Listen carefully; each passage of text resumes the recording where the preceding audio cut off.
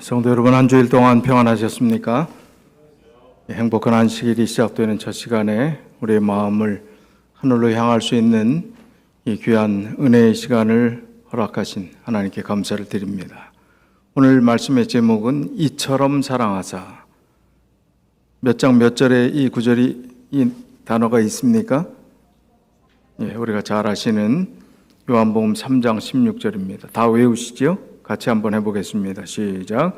하나님이 세상을 이처럼 사랑하사 독생자를 주셨으니 이는 저를 믿는 자마다 멸망치 않고 영생을 얻게 하려 하심이니라. 하나님이 세상을 사랑하시는데 이처럼 사랑하셨다. 그 이처럼이 어떤 의미인가, 또 어떻게 사랑하셨는가, 그 말씀을 좀 나누고자 합니다. 빌리 그레함 목사님이 휴스턴에서 전도 집회를 했는데 그때 요한복음 3장 16절을 가지고 설교를 하셨습니다. 그때 설교하면서 이렇게 청중들에게 말을 했습니다. 여러분, 내가 이 설교를 할 때는 마지막 설교인 것처럼 제가 정말 은혜롭게 설교를 잘 할 수 있었으면 좋겠습니다. 그러므로 여러분들도 들을 때 이것은 내 생애의 마지막 설교인 것처럼 그런 마음가짐으로 이 설교 말씀을 들었으면 좋겠습니다. 그랬습니다. 오늘 제가 드리는 말씀도 그런 심정이었으면 좋겠습니다. 듣는 여러분도 그런 마음이었으면 좋겠습니다. 하나님이 세상을 이처럼 사랑하사 독생자를 주셨으니 누구든지 저를 믿는 자는 멸망치 않고 영생을 얻게 하시겠다고 약속하신 이 말씀이 오늘 내 생애가 마지막이라 할지라도 이 말씀이 내 안에 있으면, 이 말씀이 내가 믿는 신앙의 핵심 사상이라면, 성경 구절이라면 아무런 여한이 없다. 그런 마음가짐으로 우리가 살았으면 좋겠습니다. 제가 사람들을 좋아하고 친구들도 많이 왕래를 하고 그러다 보니까 제가 전에 있던 교회에 손님들이 계속해서 한국에서 어떻게든 다녀가요. 한국에서 이제 이쪽 미국의 연례 행정위원회 때 참석하는 친구가 있어요. 매년 오는 친구가 있습니다. 저희 집에 왔는데 끝나고 며칠 좀 쉬어가면서 쇼핑을 가재요. 그래서 이게 또 사모님이 뭘 또 사오라고 잔뜩 지시를 했나 보다. 그 목록이 있냐 그랬더니 목록은 없고 자기가 안 돼요. 그러더니 어딜 가나 봤더니 전부 아이들 옷, 베이비 옷을 사는 거예요. 근데 가방을 2개 보통 가져갈 수 있잖아요. 무슨 도매상이 와갖고 물건 띠러 온 사람처럼 아이들 옷만 잔뜩 사는 거예요. 가방 2개 정도 들어갈 가방이 그 정도 분량으로. 아니 넌 와이프 두렵지도 않아? 와이프 옷은 하나도 안 사고 애기 옷만 사냐? 그랬더니 이 와이프가 애기 옷 사면 더 이상 아무 소리가 없다는 거예요. 그걸 보면서 손자가 이쁘다는데 그렇게 이쁜 거구나. 저는 손자 아직 복이 없어요.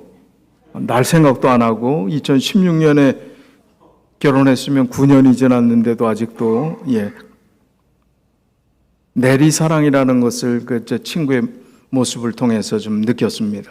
사랑은 밑에서 위에 분을 아버지, 할아버지, 할머니를 잘 사랑하고 공경하는 게 아니라 위에 할아버지가 손주들을 사랑하듯이 아버지가 어머니가 자녀를 사랑하듯이 그 내리사랑이 더 강한 사랑이구나, 그런 생각을 해봤습니다.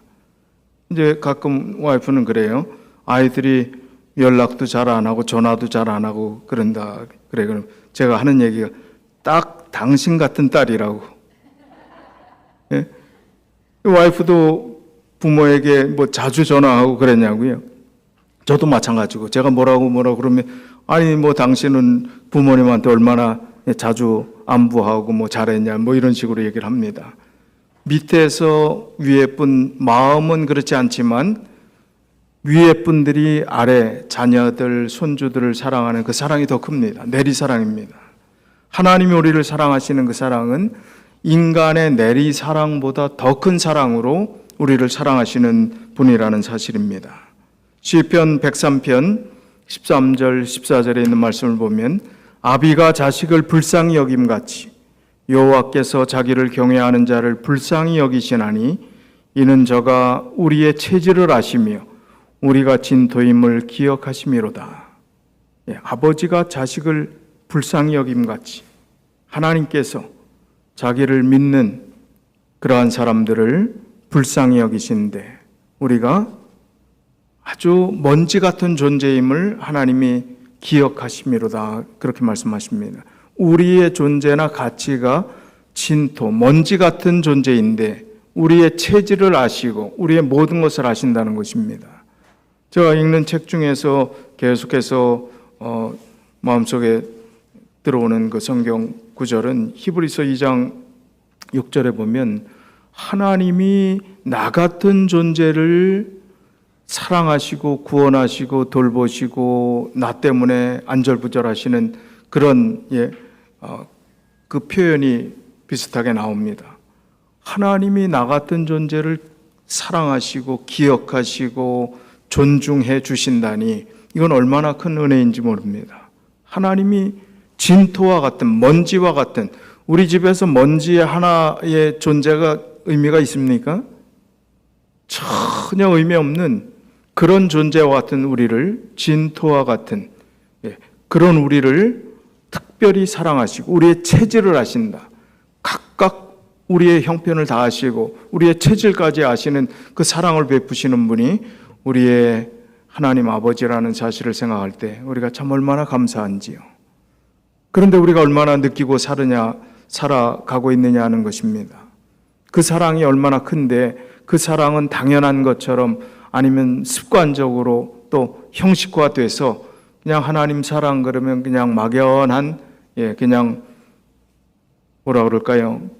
피상적인 그리고 겉껍데기에서 느끼는 그런 마음으로 느끼는 사랑이 아닌 그런 사랑으로 우리가 크리스찬이라는 이름으로 살아가고 있지 않나 생각을 합니다.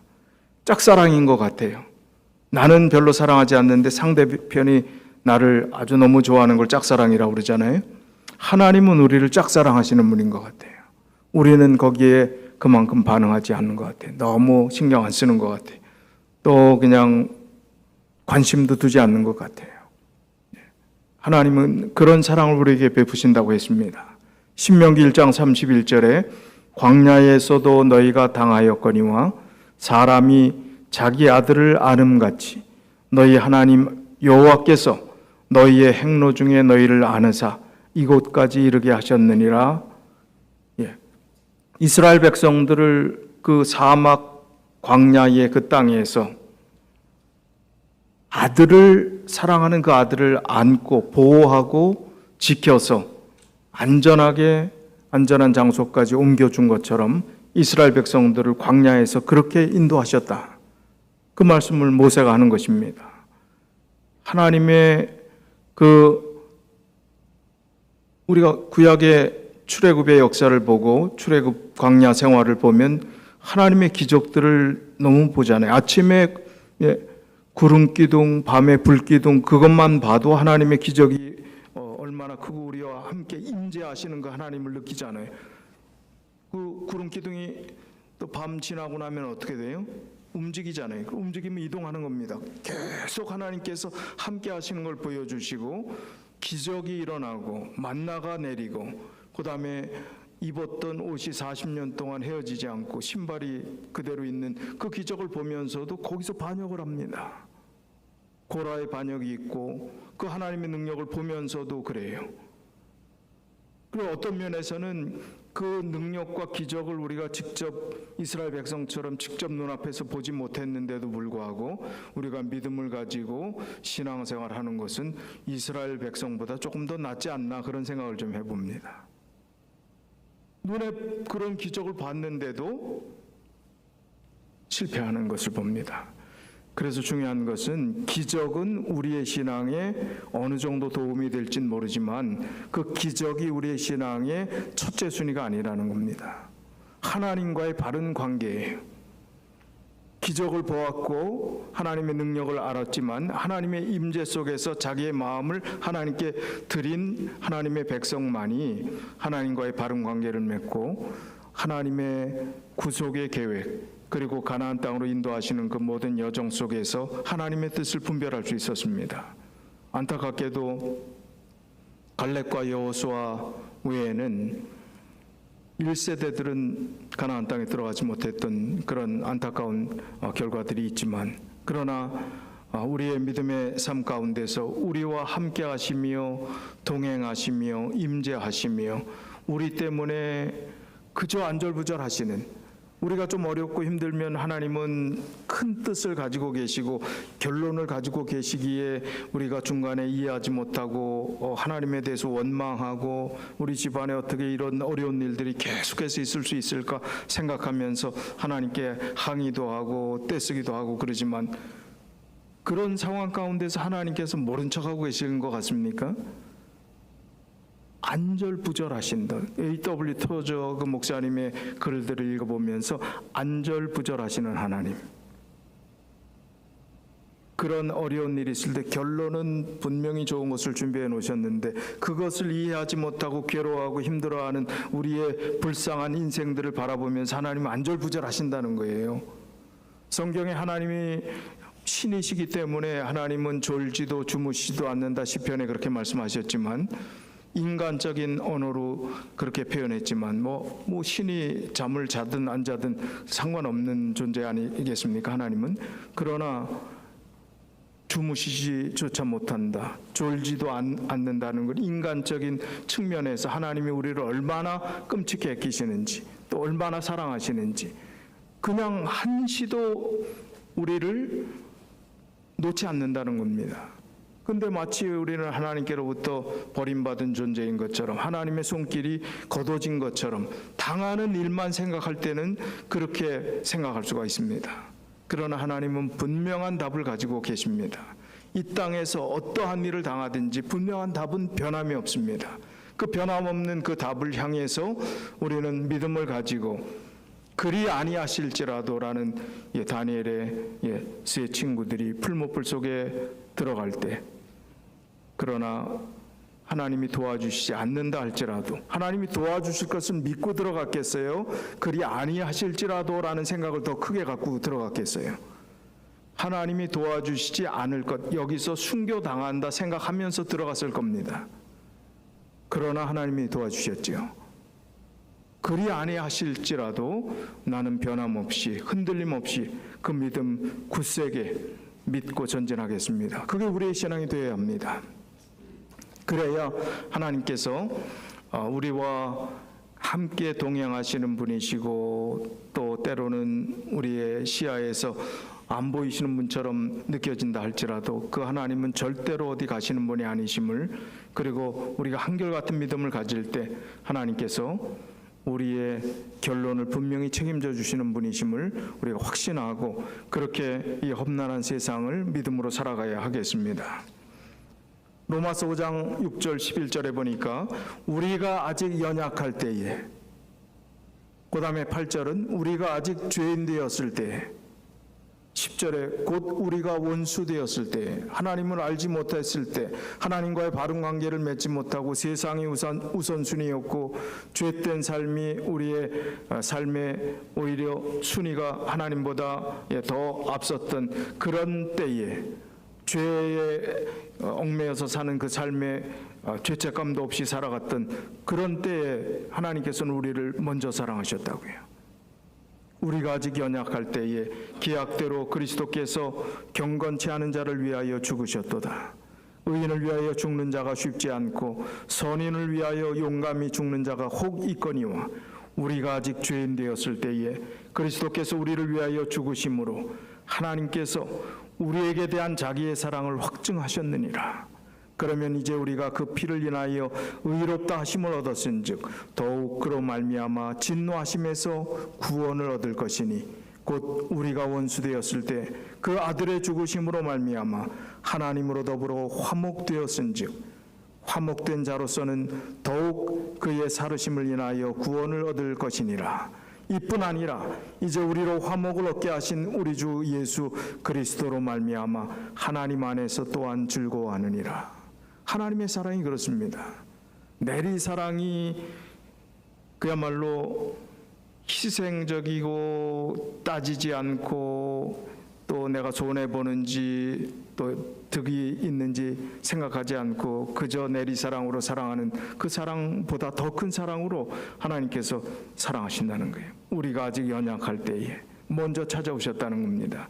우리가 아직 죄인 되었을 때, 우리가 하나님과 원수가 되었을 때 우리를 구원하시기 위해서 먼저 손을 내미신 분이, 우리를 붙잡아 주신 분이 우리 하나님이심을 여기서 말씀하고 있습니다.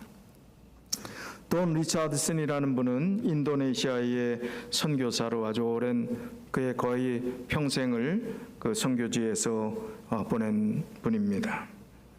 이분이 캐나다 출신인데 뉴기니하고 또 인도네시아 선교사를 오랜 세월 동안 했습니다. 이분이 쓴 책이 있는데 이 책이 한글로도 번역이 됐어요. 화해의 아이라 하는 Peace Child라는 이 책을 기록했는데 여기에 이런 내용이 나옵니다.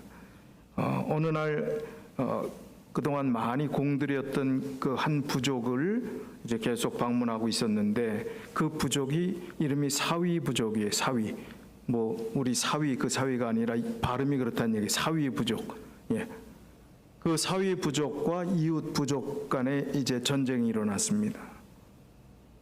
근데 이 전쟁 가운데서 자기가 공들였던 이 선교하려고 했던 이 사위 부족이 더 강하면 참 좋을 것 같은데 아주 수세에 몰리고 결정적으로 잘못하면 그 부족이 전부 멸망하게, 그냥 몰살당하게 생겼어요.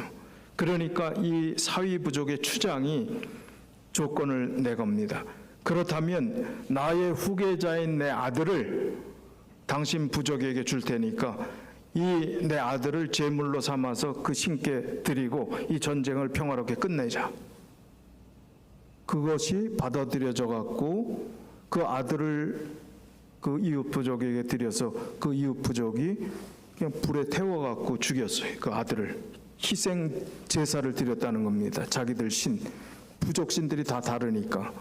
그리고 이 부족은 멸망을 면할 수가 있었습니다. 다 몰살당해서 죽을 뻔했는데 그때 이 리차드슨 선교사가 이 사회 부족이 조금 더 추스리고 어느 정도 안정을 찾을 때 거기 가서 전도를 했습니다.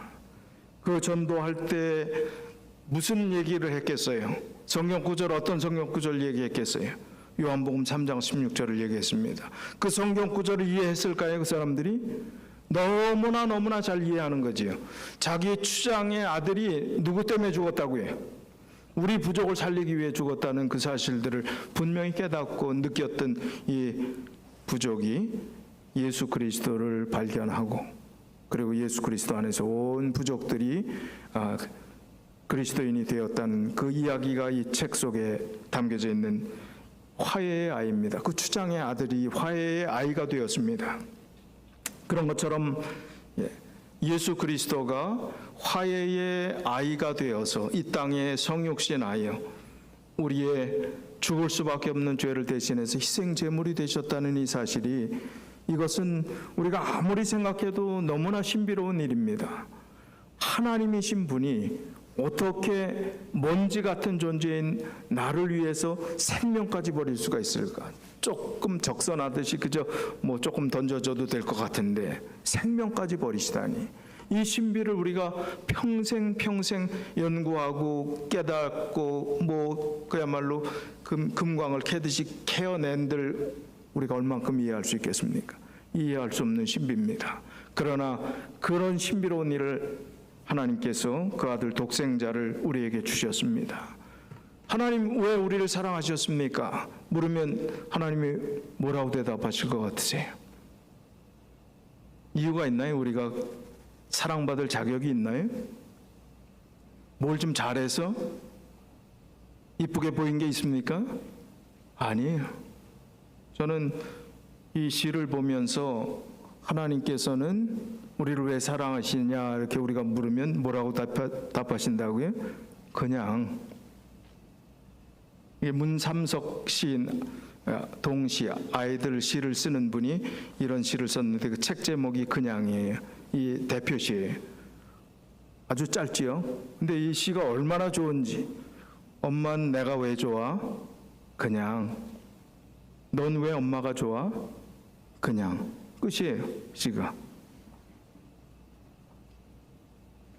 이 함축된 짧은 시 가운데서 깊은 사랑이 느껴지십니까? 엄마는 자녀를 좋아하는데 이유가 있어요? 자녀도 엄마 좋아하는데 이유가 있어요? 치폴레를 많이 사줘서 좋아하나요? 예? 우리 아이들 와갖고 이야기할 때 우리 엄마는 치폴레를 많이 사줘서 감사하고,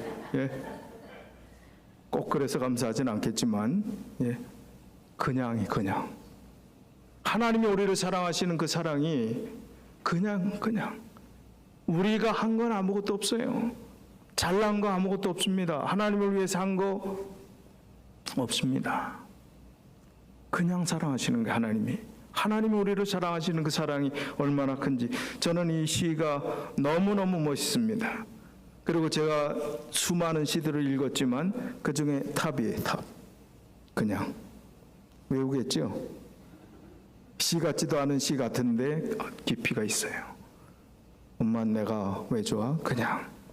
넌 왜 엄마가 좋아? 그냥. 하나님이 물으십니다. 너는 내가 왜 좋아? 그렇게 물으신다면 뭐 이유가 필요 없어요. 그냥 하시면 돼요. 그냥 좋습니다. 하나님이 우리를 사랑하신 그 사랑을 우리가 알기에 그냥 좋습니다. 뭐든지 좋습니다. 하나님 안에 살아가는 그 삶 자체가 너무 행복하고 좋습니다.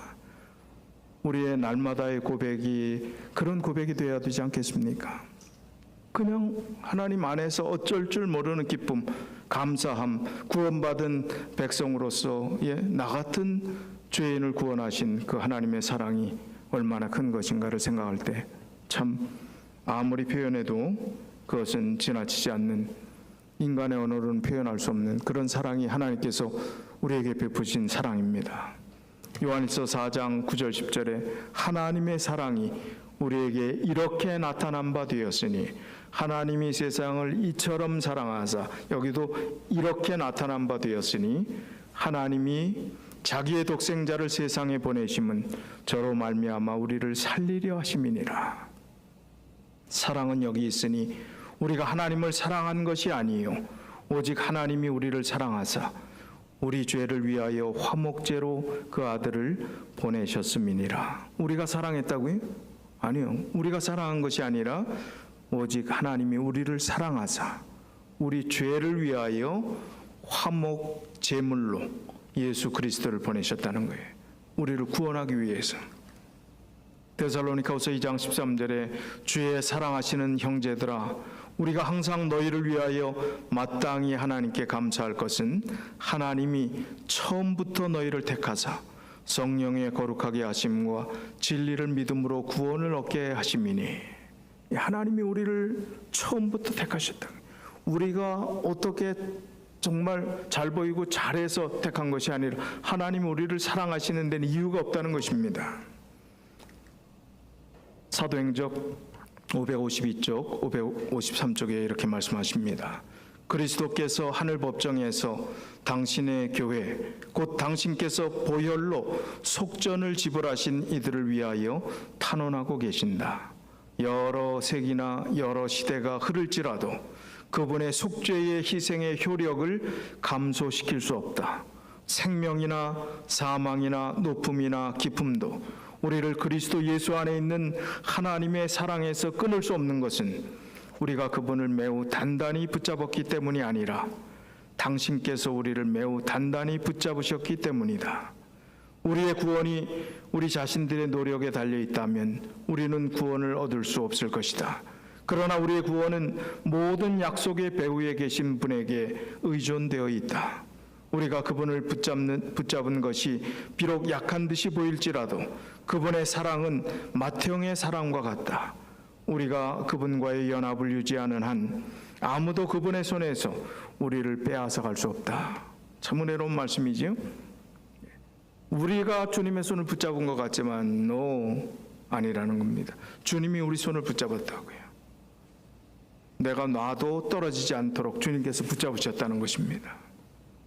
그래서 우리는 비록 약한 듯이 보일지라도, 주님을 붙잡는 신앙, 믿음이 약한 것처럼 보인다 할지라도 그 관계를, 그 하나님과의 연합을 유지하는 그 마음들을 우리가 포기하지 않는 한 하나님의 손에서 우리를 빼앗을 존재는 아무도 없음을 말씀해 주시는 것입니다.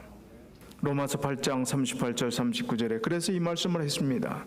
내가 확신하노니 사망이나 생명이나 천사들이나 권세자들이나 현재일이나 장래일이나 능력이나 높음이나 깊음이나 다른 아무 피조물이라도 우리를 우리 주 예수 그리스도 안에 있는 하나님의 사랑 안에서 끊을 수 없으리라. 우리를 우리 주 예수 그리스도 안에 있는 하나님의 사랑 안에서 끊을 수 없다. 사람들은 참 따지잖아요. 관계 속에서 계속 따지잖아요. 세상 인심이 참 고약하지 않습니까? 내가 잘 되고 성공하면 멀어진 친척도 찾아오고 잊었던 친구들도 찾아옵니다. 그러나 내가 망하면 시간이 지남과 함께 다 주변에 그렇게 친했다고 생각했던 사람들이 다 떠납니다. 그러나 하나님은 내가 망했을 때 찾아오시고 내가 범죄했을 때도 찾아와 주십니다. 사람들이 외면하고 조롱하고 무시할 때 그때도 찾아와 주십니다. 이것이 하나님의 사랑입니다. 내가 연약할 때, 내가 죄인 되었을 때, 내가 하나님과 원수 되었을 때 그때 내게 찾아오시는 분이 예수 그리스도시라는 사실입니다. 그것이 바로 하나님의 사랑임을 우리에게 알려주시고자 하시는 것입니다. 그래서 우리를 우리 주 예수 그리스도 안에 있는 하나님의 사랑에 절대로 끊을 수 없는 관계로 맺고 완전히 밴드로 묶고자 하시는 것이 하나님의 사랑이고, 그 사랑의 은혜를 우리가 깨닫고 하나님과의 바른 관계 속에 들어가게 될 때 우리가 하나님의 사랑 때문에 사는 것이 얼마나 행복한 것인지 답을 다 알고 살아가면 확신이 있잖아요. 답을 모르기 때문에 조마조마한 거 아닙니까? 한국의 올림픽이 아니라 월드컵 축구할 때가 제일 신났던 것 같아요. 2002년 기억하십니까? 월드컵 축구 4강까지 올라갔을 때 그때 되니까 뭐 우리 교인들도 별 수 없더라고요. 안식일날 하는데 뭐 다 해갖고 어디서 몇 대 몇이라고 그러고 뭐 다. 예. 저는 태극기만한 걸 사갖고 교인들한테 다 나눠줬어요. 차에다 붙이는 거 붙이고 다니라고. 폴란드랑 했었잖아요. 예선에서 폴란드랑 해갖고 우리가 이겼잖아요. 근데 제가 그때 아파트에 살았는데 그 아파트에 폴란드 사람들이 잔뜩 살았어요. 근데 제 차에 태극기를 꽂아놨더니 바퀴를 4개 다 빵꾸를 냈더라고요.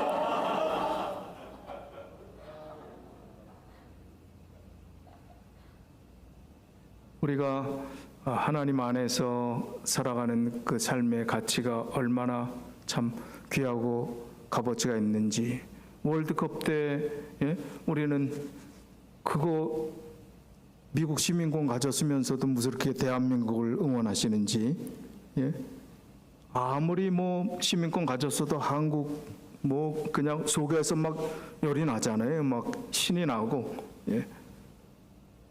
근데 이 월드컵을 그 다음에 4강까지 올라간 우리가 경기를 생방송으로 그때 라이브로 봤을 땐 조마조마하지만 그 다음에 결과 다 알고 재방송하는 거 보면 조마조마해요? 조마조마합니까? 그래도 조마조마한 분이 또 있으면 축구를 대단히 좋아하는 분이에요? 아니에요. 생방송 때하고 느낌이 다를 수밖에 없어요. 왜? 답을 다 아니까요. 결론을 아니까 재미가 없는 거예요. 예수 그리스도 안에 살아가는 우리들은 결론을 알고 살아가는 사람들입니다. 결론은 하늘나라임을 주님께서 말씀하시고 확신시켜 주시고 십자가에서 확증하셔서 너희에게 그 구원을 주겠다고 약속해 주셨는데, 우리가 그 답을 아는데 모르는 사람처럼 산다면 얼마나 안타까운 그런 모습이겠냐는 것입니다. 답을 주셨는데 답 없는 사람처럼, 답 없이 살아가는 사람처럼 살아간다면 그것은 그리스도인이 아니라는 것입니다. 조금 힘들 수 있어요. 그러나 힘들어도 믿는 구석이 있으면 마음이 또 힘들었다가도 금방 정신을 차리게 되잖아요. 예수 그리스도, 우리의 믿는 구석이 아니라 믿는 중심 예수 그리스도가 있단 말입니다. 결론을 주셨단 말입니다. 그래서 아무리 어렵고 힘들어도 뭐 이렇게 우리 집안은 연속으로 어려운 일들만 계속 닥치는가 그렇게 생각할 수 있을지 모르겠지만, 결론을 아는데 사단이 아무리 시험해봐라, 아무리 어려움을 줘봐라, 내가 까딱 하나 이런 담대한 믿음을 가지고 꿋꿋하게 믿음의 삶을 살아야 되지 않겠습니까? 주님께서 원하시는 믿음의 삶이 그런 것입니다. 맥스 루케이도라는 분은 기독교 베스트셀러 작가이고 아주 여러 책을 썼는데 아동 책도 쓰고, 이분이 아주 섬세해요. 아이들 읽는 그런 기독교 서적까지 저술을 했기 때문에, 여기 영어로는 He chose the nails라는 원작이고, 이게 예수가 선택한 십자가라고 이렇게 번역한 책이 나왔습니다. 이 책 내용 중에 예수 그리스도가 십자가를 선택한 이유, 왜 예수님께서 십자가의 그 대못을, 그 nails, 그 큰 못에 희생하도록 자기 자신을 내주었는가, 그 이유에 대해서 이렇게 설명하고 있습니다. 그리스도는 단 한 번도 자신의 초자연적 능력을 일신의 안위를 위해 사용하지 않으셨다. 자기 자신을 위해서 초능력을 행하지 않았다는 얘기죠. 예수님은 눈썹 한 번 치켜 올리시면 가시면류관을 엮은 군병의 손을 마비시킬 수 있으셨지만 그러지 않으셨다. 놀랍다. 하지만 이것이 그분이 오셔서 행하신 사건 중에 가장 놀라운 부분일까? 별들로 구슬치기 하시던 분이 자신의 무한성을 포기하신 것도 놀랍지만 그보다 더 놀라운 사실이 있다. 성육신의 인카네이션, 인간이 되신 가장 멋있는 부분을 알고 싶은가? 예수님과 가장 가깝다는 친구들이 그분을 배반하고 달아날 때도 그분이 끝까지 침착함을 잃지 않으셨다는 사실, 그것이 그분의 장점이고 능력인가? 아니다라는 거예요. 아니다. 아담 이후의 모든 남녀 죄인들의 온갖 죄를 대신 뒤집어 쓰시면서도 주님은 자기 변호를 거부하셨다. 그러나 그것도 가장 놀랄 만한 사실은 아니다. 천국의 법정에 무수한 유죄 판결이 울려 퍼지고 빛의 창조자가 죄인들이 가득한 밤의 냉기 속에 버려졌을 때도 여전히 침묵을 지키셨다. 그러나 이것 역시 아니다. 예수님은 어두운 무덤에서 사흘을 보내신 후 환한 웃음으로 부활의 아침 햇살 속으로 당당히 걸어 나오시며 초라한 루시퍼 사탄에게 그것이 제일 센 주먹이더냐라고 물으셨다. 그러나 심지어 그 부분도 아니다. 이러한 것들도 멋있다. 말할 수 없이 멋있다. 그러나 천국의 면류관을 버리고 가시면류관을 쓰신 그분의 가장 멋있는 부분이 무엇인지 알고 싶은가? 예수님이 천국의 면류관을 버리고 가시면류관을 쓰신 십자가에 희생하신 가장 멋진 부분이 무엇인지를 아느냐? 그 질문을 이렇게 답을 합니다. 그것은 바로 당신을 위해 그렇게 하셨다는 사실이다. 바로 당신을 위해. 이것이 예수 그리스도께서 하신 일 중에 가장 위대한 사역이라는 것입니다. 우리를 위해 십자가에 돌아가신 이처럼 사랑하사, 하나님이 세상을 이처럼 사랑하사 독생자를 희생시키신 그 사랑, 바로 당신을 위해 그렇게 하셨다는 사실, 바로 나를 위해 그렇게 하셨다는 사실을 주님께서 말씀해 주십니다. 에베소서 5장 2절에 그리스도께서 너희를 사랑하신 것 같이 너희도 사랑 가운데서 행하라. 그는 우리를 위하여 자신을 버리사 향기로운 제물과 생축으로 하나님께 드리셨느니라. 그 사랑의 의미를 우리가 이해하게 될 때 그리스도께서 너희를 사랑하신 것 같이라는 이 말씀이 우리 안에 이해될 때 우리가 비로소 사랑할 수 있게 되는 것입니다. 이해되지 않는데 사랑하라고 자꾸 말하면 그게 가슴으로 와닿지 않는데 어떻게 사랑하게 될 수 있을까요? 그래서 그리스도의 십자가의 사랑의 의미를 우리가 깨닫는 것이 참 중요한 것입니다. 요한일서 4장 16절 하나님이 우리를 사랑하시는 사랑을 우리가 알고 믿었노니 하나님은 사랑이시라. 사랑 안에 거하는 자는 하나님 안에 거하고 하나님도 그 안에 거하시느니라. 하나님이 우리를 사랑하시는 그 사랑을 우리가 알고 믿게 될 때 하나님이 얼마나 우리를 사랑하시는 분이심을 분명히 깨닫게 된다는 말씀입니다. 시편 91편 14절에 하나님이 가라사대 저가 나를 사랑한즉 내가 저를 건지리라. 저가 내 이름을 안즉 내가 저를 높이리라. 이제 우리의 차례입니다. 우리가 주님이 나에게 베푸신 그 엄청난 구원, 엄청난 생명까지 버리신 그 희생, 먼지 같은 나 같은 존재 때문에 모든 걸 버리신 그 사랑 때문에 내가 예수 그리스도가 나를 얼마나 사랑하시는지 이제 좀 깨닫게 되었습니다. 이제 저도 주님을 사랑하고 싶습니다. 그럴 때에 주님께서 저가 나를 사랑한즉 내가 저를 건지리라.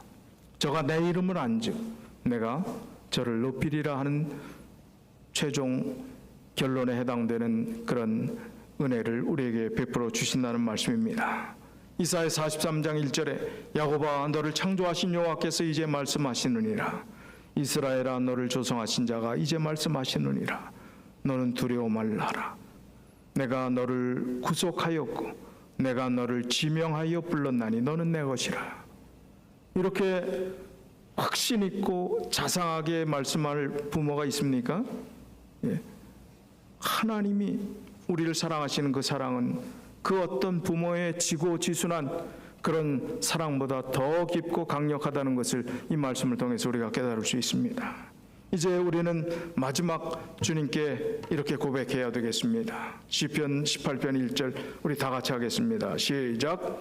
나의 힘이신 여호와여 내가 주를 사랑하나이다. 나의 힘이신 여호와여 내가 주를 사랑하나이다. 이것이 우리의 평생의 고백이 되시기를 간절히 바라면서 말씀을 줄이겠습니다.